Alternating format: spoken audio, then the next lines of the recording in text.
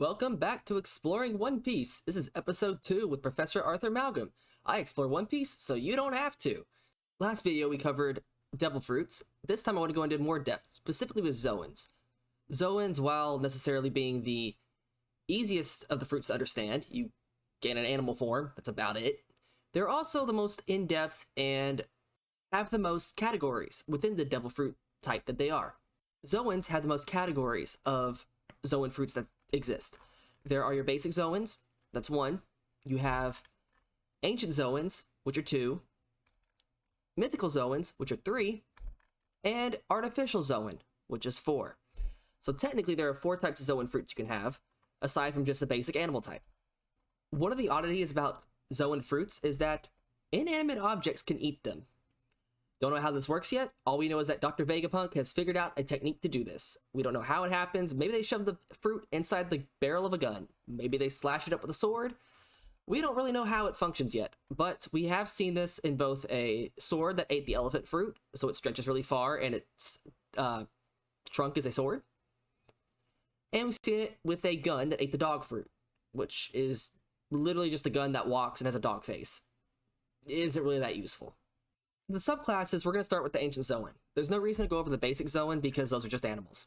But Ancient Zoans cover anything that is an extinct animal, consistent of dinosaurs, saber-toothed tigers, that thing. That's all you really need to know about it. All their other powers function the same way as Zoan fruits do. It's just the moniker of ancient. They tend to be stronger, more durable than other Zoans, but that's because they're dinosaurs.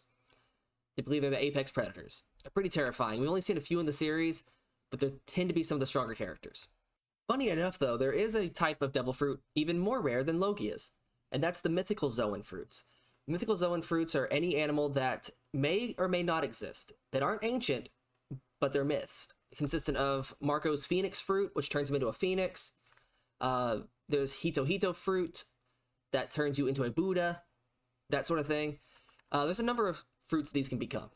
The Mythical Zoans kind of fall in a weird category because a lot of them have properties of Logia's, consistent of Marco's phoenix fruit, for example. He's more or less intangible when in phoenix form. He's more like the Maramara fruit, where he's made out of fire, but he's also got the powers of a bird. So things kind of get a little wonky when you get into the Mythical Zoan section. There's also another Mythical Zoan that I'm not going to cover here, because that's a spoiler, and I don't want to spoil anybody on that. So you got to read or watch. Anime watchers are going to have to wait a little while, but manga readers, you know what I'm talking about. I've also done a video on this, so if you want to watch it, go watch it. I'll put the title card here, but if you don't click on it. The Mythical Zoans also gain extra abilities on top of their animal forms, considering that these mythical creatures typically have abilities. Say if you ate a dragon fruit, you might gain fire. The phoenix also has fire, but also healing properties, things like that.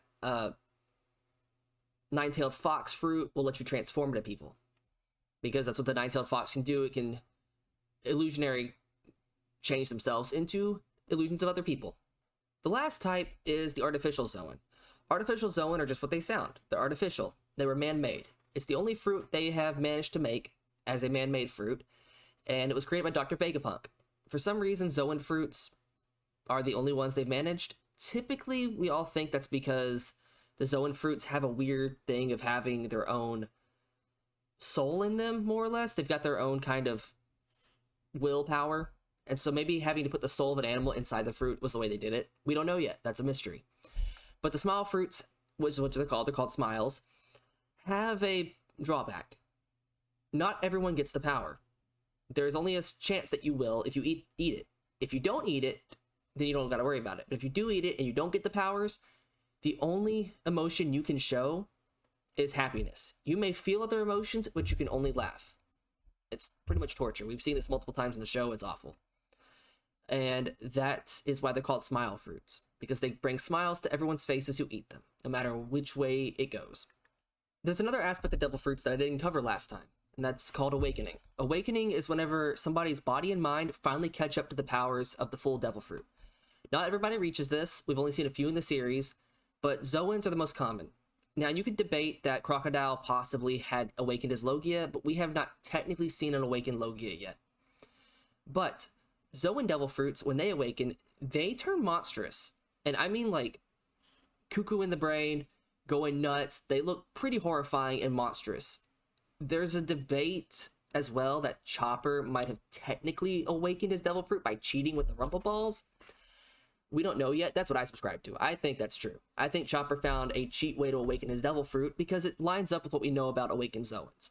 But those seem to be the most common awakened fruit, mostly because they seem to be the most common fruit now that we've seen. Personally, though, I do think Zoan fruits are the best type of fruit to eat aside from the Logia, simply because they would come with the least amount of drawbacks. They just turn you into an animal. You typically don't have a form of natural defense that somebody could use against you aside from just dodging your attacks. You don't have any weaknesses that the animal wouldn't already have, and you already can't swim anyway, so animals that can't swim wouldn't matter. So Zoan fruits, if you're gonna eat a fruit, I would suggest Zoan. Typically. That's just my opinion, though. Because, I mean, like, if you eat a Paramecia, you may just end up being able to fart bubbles. That's not useful, is it?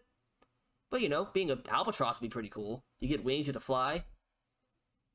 That's my opinion, at least.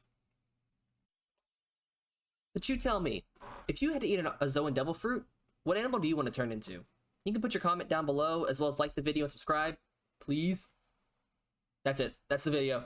This is a short one, but at least it teaches y'all what Zoan fruits are and makes learning about them a little bit easier when you see them come up with the show.